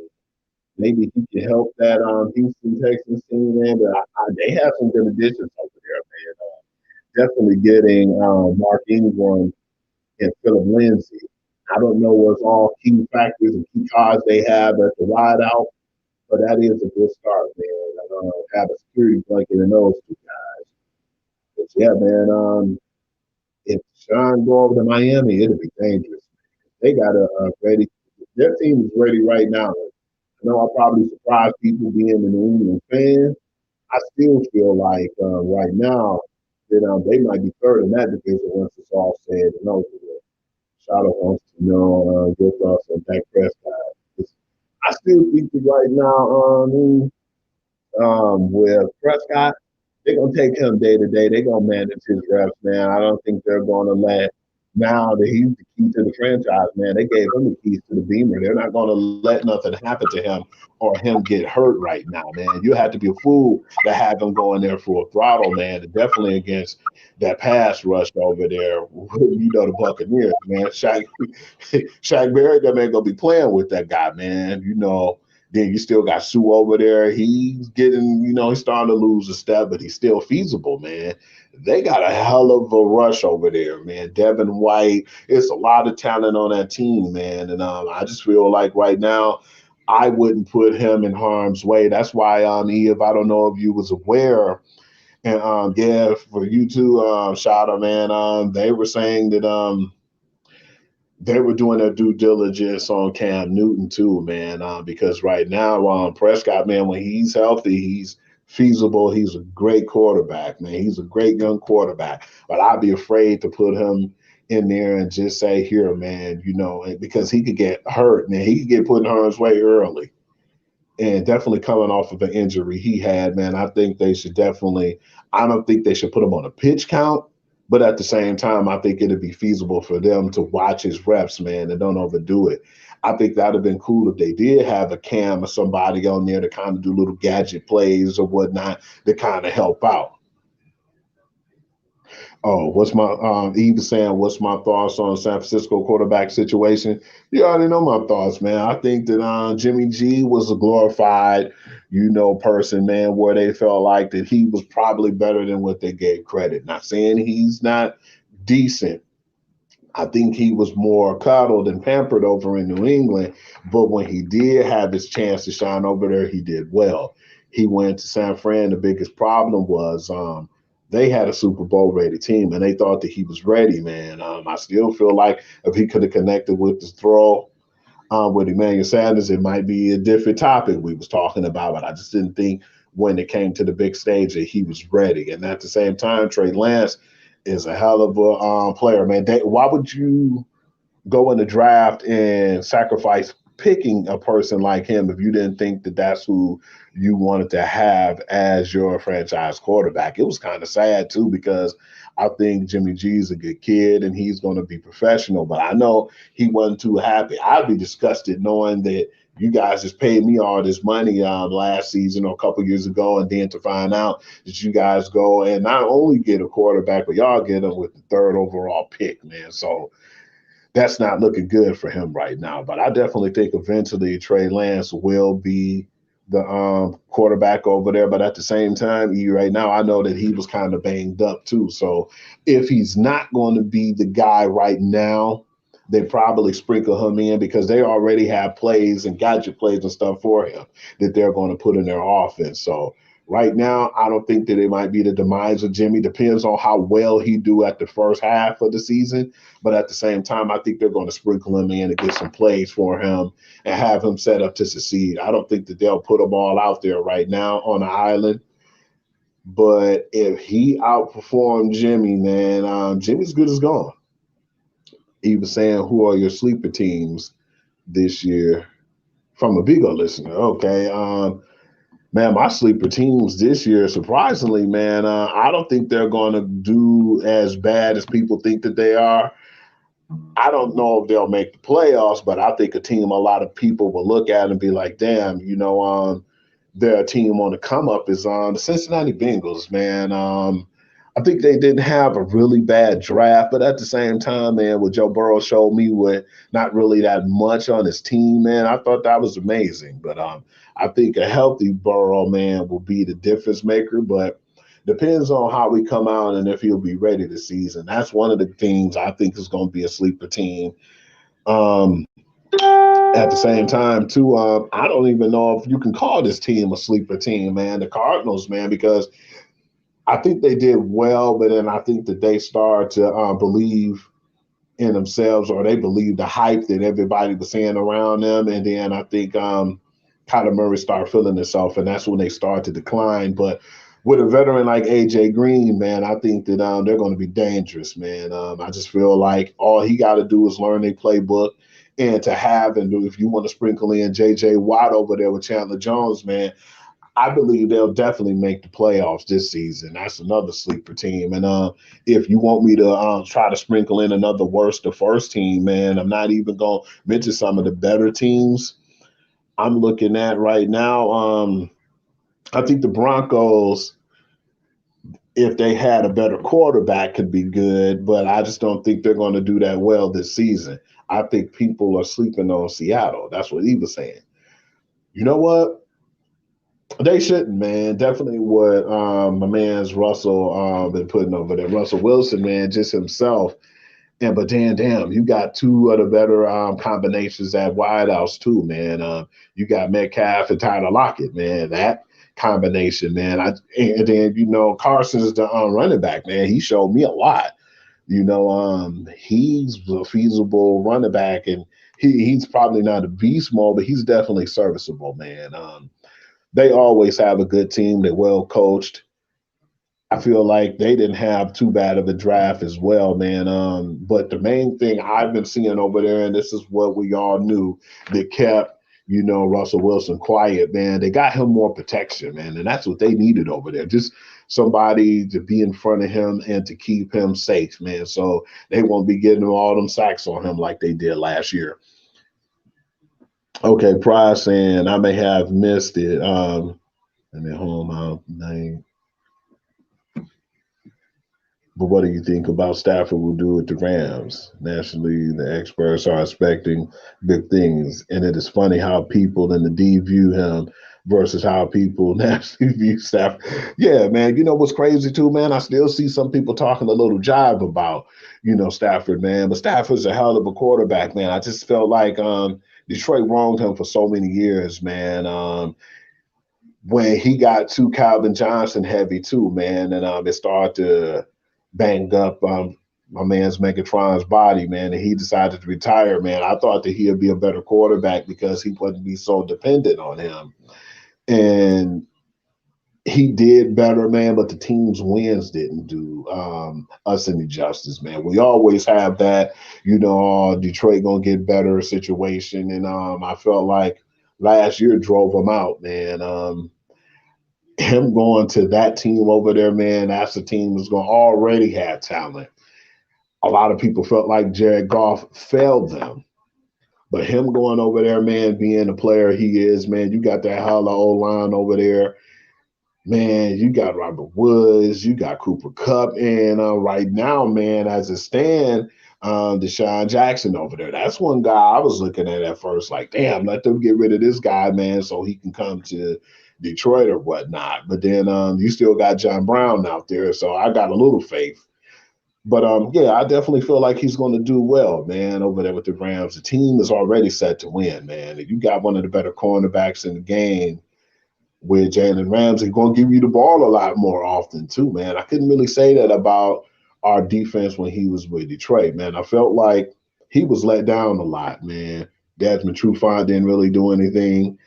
I know E don't really have big hopes on the Cuda.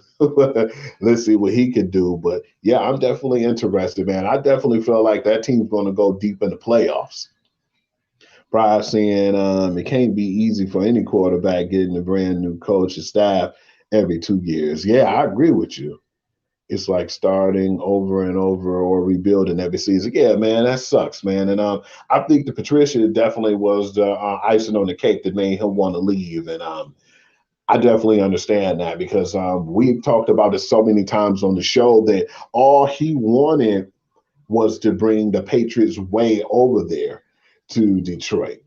But you're not Belichick. You're not. I can't call him Bill Belichick, but I'm gonna respect him. I'm putting some respect on his name. You're not Coach Belichick, so you can't do that. You can't implement that in Detroit. And I think that he left a sour taste in a lot of people's mouths, man, and that's why my man Slay left, man, and that was really a painful situation, man, to have a lot of people leave because of that.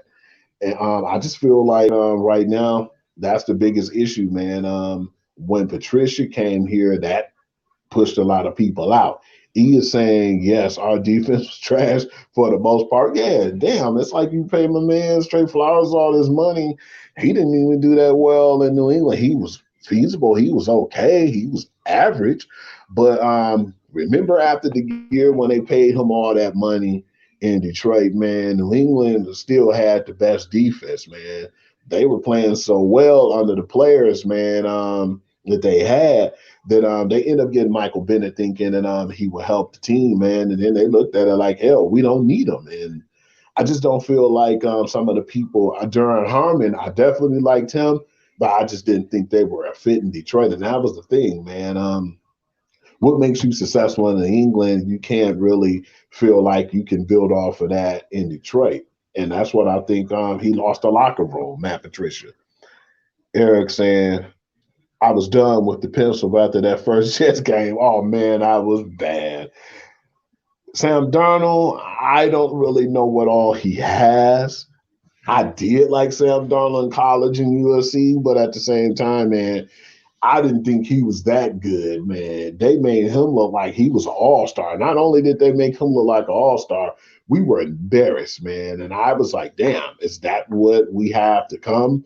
Is that what he's going to offer us? See, you don't come in a press conference and be as confident as he is and say, well, the Detroit Lions is better than the 9-17. Okay, if we was better, what did you do?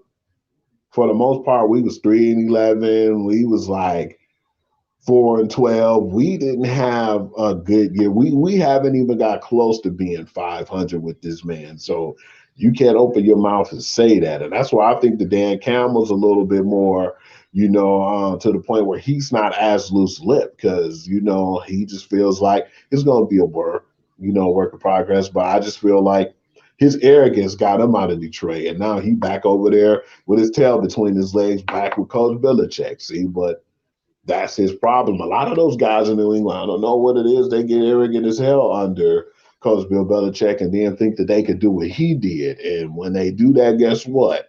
Josh McDaniels, you right back over there under him. And look at Patricia, you right back in New England. So you got to do what works for you, man. You can't do what works for everybody else.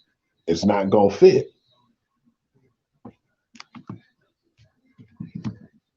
But anyways, that's all I really have for that topic, man. Anybody have any other questions? Because if not, I feel like me and E basically did most of the segments, man. You have anything out there, E, you want to put out there? Okay, well, apparently that will be the football segments for this week. Tune in next week. Remember, we still got a couple weeks before the NFL season, so we got time to see some things. And remember, also, starting tomorrow, a lot of the people that have been cut will start to be picked off of waivers. So I'm very curious to see what the Lions will be picking up from the scrap heap. Because from what I see, we ain't got no receivers. Our linebacker core looks suspect still. We definitely need to get some more depth going on for the team. So I think we're going to be picking up a lot of people off the scrap heap and adding them to what we got right now. Damn, do we even have a kicker right now? They picked up a kicker today. Okay. But, basically this is a guy that barely kicked at all in the NFL. He had total 10 kicks over 2 years, and he missed the extra point. That's his stat. Oh, jeez. Will the Lions let Prater go? I do not, for the life of me, understand why they let Prater go. It was stupid, man. I don't think so, man. I still think they're gonna be in the rebuilding stage, man. I give them they might win 5 or 6 games. That's pushing it. Brad, let me answer your question. Will the Lions have a winning record? No. No. Bigo, no. YouTube, man. No. Facebook, no. No, they will not. You know who has a really good kick? I have no idea. I know we don't. Bottom line, people, I say Lions go 4-13, and that's being generous because based on what I see that Goff has to work with, I think he has a worse scenario than what Tom Brady did that last year at the Patriots. Outside of the tight end and maybe the running backs, who the hell are you gonna throw the ball to? Because most of these receivers look like trash. Yeah, man. Like I was saying, man, I had my fingers crossed hoping that they got rid of Deshaun Jackson over there with the Rams. But at the same time, too, man, John Brown out there, man, they better try to make a move for him and hope that he buy in, man, because that's the whole situation. I don't know what happened with Oakland. I thought that was a hell of a pick for them due to the fact that they lost Nelson Aguilar to get a John Brown because he's a speedster. Really, Pride? Really, bro? That's man, how he you climbed. Time out. We need to take a commercial. Pride tripping. You done threw me off. Okay? I gotta go. We'll be back.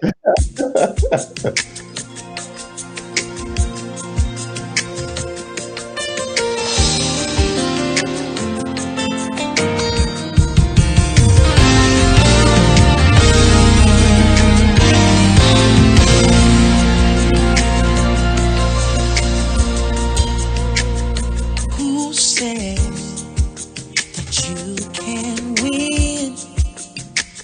And who said it's too late to try again? 'Cause if you're breathing, that's your cue. God's not through using you. I choose life. I choose life. I choose life. I choose life. Get back up again and dream. Fight for your destiny. I choose life. I choose life. 'Cause life comes with so many changes. At times it feels like you're never gonna win. But hold your head, look to the sky.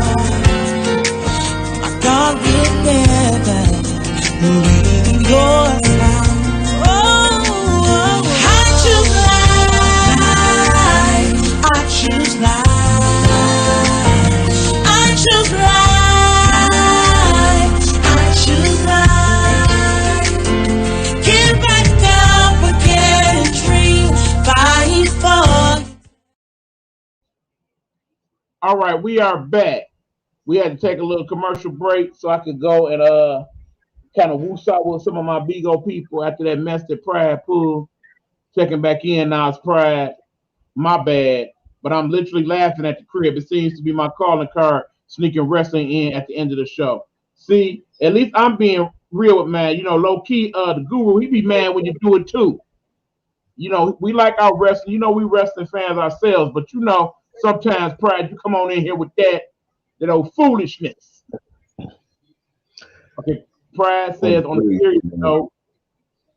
Oh, go on and read it, Hugh. Okay. On the serious note, do y'all think Cleveland can build off the momentum that they created last season and get better? They actually have a pretty tough. Hell yeah, man. That's a team I think a lot of people need to watch out for, man, because not only is my man's getting more confidence, Baker Mayfield, but just think about if they had a healthy, Odell last season, man. That probably could have been the difference maker, man, but you never know. That's a really good team over there, man, and they coach too, man. I just really think that team, the sky's the limit for them. And that's a nice young team. You know what they remind me of? They kind of remind me of almost like a Buffalo Bills team, man. I'm about to hit him with this. A little more talent at receiver, but yeah, man, they got a really good team. They got something special over there, man, and that's something that a lot of Cleveland fans wanted for a while. All right, sports guru. Let me put this on. Now you know how the NFL is set up, right? Yes, you got sir. basically your schedule. 17 games down to the 16. Half of your games are not in conference. Is that correct? Mm-hmm. Let's talk about the conference that the Cleveland Browns are in.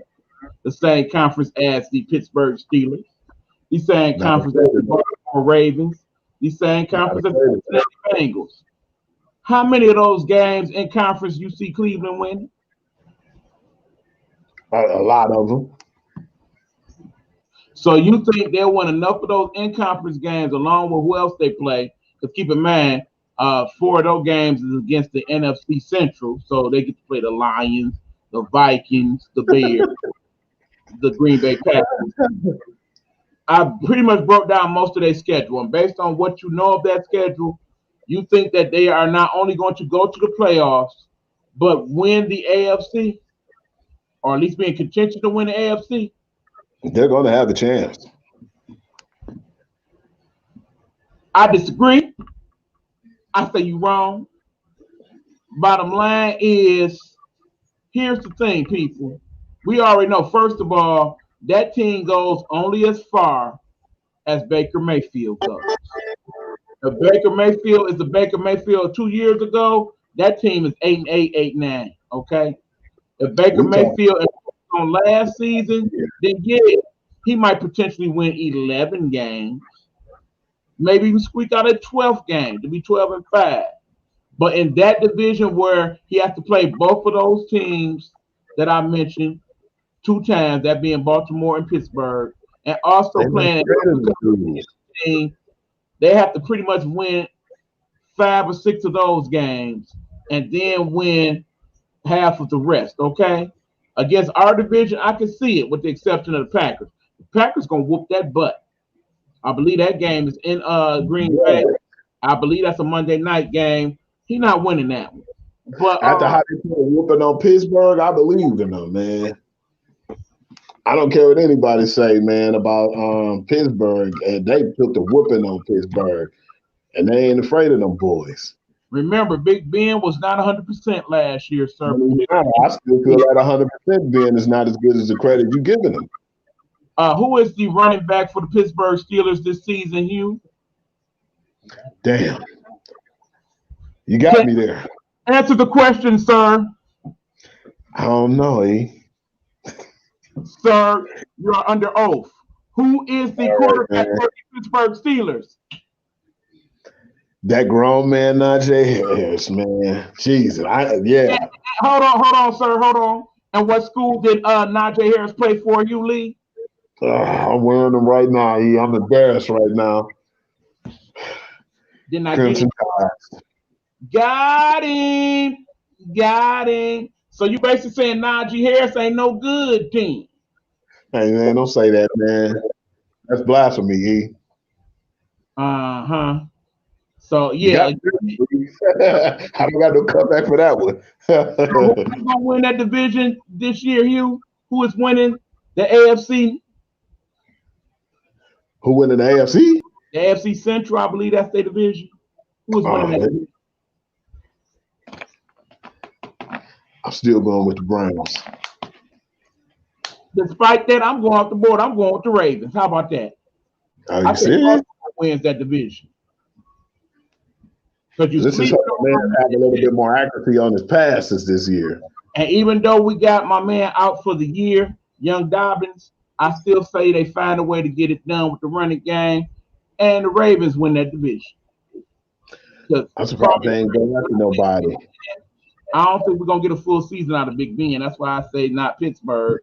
And, when things go awry in Cleveland, because remember, there is still that rumor that he and Odell don't get along that great. So if Odell's not getting the ball at the game 3, that's gonna cause some problem in Cleveland. Yeah. Granted, they definitely have the best defense of any team in that division, but they only go as far as Baker Mayfield. That is my thought on that. But yeah, they are not going to the AFC Championship game. I would say that for sure. Oh, hell no. Bet money, y'all. Who got Cleveland going to the championship game? Bet money. I got 20 on it. But yeah, like I said, anybody here on Bigo, anybody here on the book or whatnot, if y'all got any final questions before we head out, look at Shot. Shot say, nah, he ain't with it. I already know who your choice is in that division. You going with them Steelers, right, Shot? All right, Pride said, will Ben be back to his old self? I think he will, actually. I think he will, but I ultimately think, remember, their offensive line is not quite as strong as it once was after the retirement of Pouncey and the leaving of the big person. David DeCastro? Yeah, you already know who it is. Yeah, so I do believe that line can't keep him upright because he is not as elusive as he once was. Not at all. The injury, and who is the backup right now in Pittsburgh?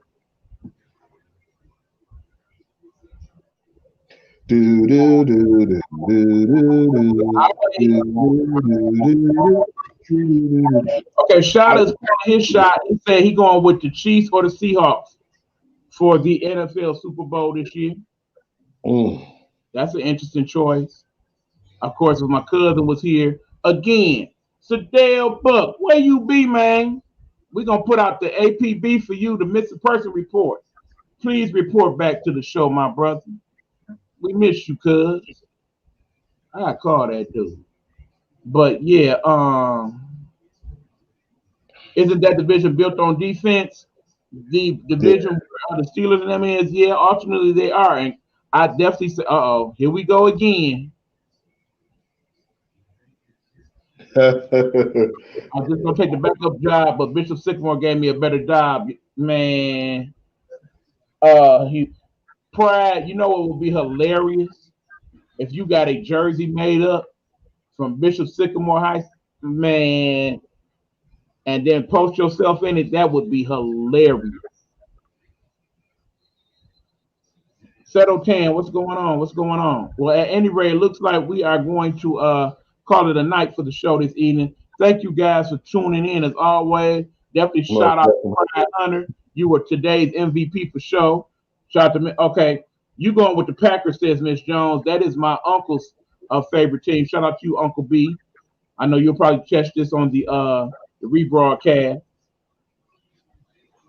Pride Hunter said, "Jeans." Okay, again, y'all remember, y'all got till Friday noon to check in to be a part of the Fantasy Football League. You either contact me or Hugh. You can contact us on our Facebook pages as well as here at the Nighthawk Network under the following email address. That would be nighthawkhnetwork313@gmail.com. That's nighthawkhnetwork313@gmail.com. You can also reach me here on the Bigo chat if you want to be part of the Fantasy Football League. All are welcome. Remember, there is a cash prize of $100 for the winner. So based on that, even if you're not the greatest at fantasy football, but you like to get that $100, I say you give it a shot, people. Miss Jones, if so, please hit us up in the chat. Let us know so we can get the information we need so you can be a part. We are going to use the ESPN app for the league, and Hugh will be the GM, the big man, the person that makes all the decisions, the commissioner, and I, of course, will have the second say so. Okay, Miss Jones said she will. I mean, I definitely would like to have some women in the league. That would be awesome, especially if they won You know, there's gonna be a lot of stuff talked at that point. So yeah, bragging rights definitely will be key. Okay, Bro, Road is Steelers and Cowboys have a good Cowboys. season. Yes, Road. If you want to be a part of the league as well, please let us know. You got your Friday noon. Hit me up either on the Bigo chat or the WhatsApp. If some of you have my WhatsApp info, or here on Facebook, the Tube, and as well on the email address, which is nighthnetwork313 at gmail.com. Again, that's nighthnetwork313 at gmail.com. So without further ado, we are going to go. But before we do that, we gotta do a little work here. Talk to him, Hugh. You know what I'm talking about. Man, y'all already know what to do, man. To get that sports fix, man, when we ain't on the podcast, I'm here 24/7, man. Get with me on that purity of the game, man. Definitely appreciate all the love, pride, been sending, man. Be trying to send the best information I possibly could, man. So whenever you get a chance, hit up the page, purity of the game. Like I said, man, tell me what you like or don't like. Put your input in, man. You know, make any comments, man. You know, I'm just trying to do what I could to get better. But at the same time, whatever that sport news is, man, whatever's out there, most times I'm gonna get it before some of your favorite networks. So definitely check me out, man. Once again, here to the game. Appreciate the love and support I already have. All right, you know, we definitely got to talk about the rivalries at some point later on in the season here. Keep in mind, y'all, we are here every Wednesday from 9 to 11 doing our thing for the sports. We pretty much going to keep it rolling until the end of the year. We're going to take some time off for the holidays. So once we get to Christmas and whatnot, we'll probably take a couple weeks off. But beyond that, up until then, most of football season, we're going to be on and cracking, y'all. So check it out. As always, if you want to talk some other sports, some baseball, basketball, tennis, hockey, wrestling, judo, we don't care. You can go chime in. We appreciate you. Remember, this is not only our show, this is you guys' show. We want to talk about the team sports y'all guys want to talk about. So feel free to come on in and kick it with us. So until next time, it's your boy E Beezy. Miss Jones says she loves WWE. Pride, I got a friend. You my friend. Miss Jones says she's a wrestling fan like you. So yeah, y'all could wrestling. Exactly, Pride. So yeah, we'll like I said, if y'all guys want to talk more about it, it seems like it come up more and more every week. I guess we want to deal with it, you. We're gonna throw some wrestling talk with it, man. But yeah, revamped NXT too. Yeah, there's that to talk about. So until next time, y'all be safe. Remember, it is still a pandemic out here. I don't give a damn what they say. Do your best to stay safe. If that means getting a vaccine, if that is your choice, do that. If that means wearing your mask everywhere you go, like I seem to do that. If that means just keep it to yourself for the most part, do that. If that means hugging a little less, shaking hands a little less, walking around hands up, whatever we need to do to cut down the spread of this thing so we can get back to a true sense of normal, let us do that, okay? Yes, sir. Boy, So, all right, you any last words before we head out? Man, definitely appreciate all the love and support for the show, man. Thanks once again. All right, y'all. Till next Wednesday, we out. Deuces.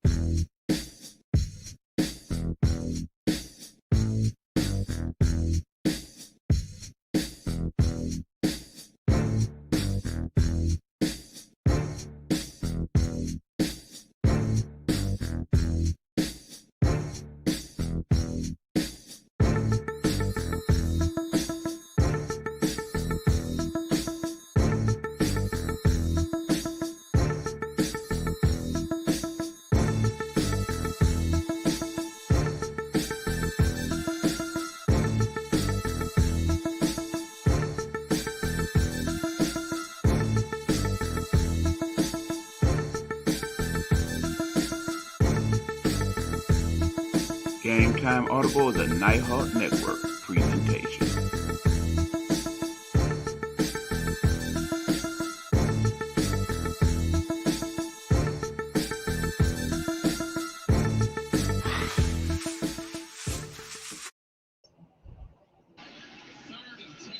Yo, what's up, B?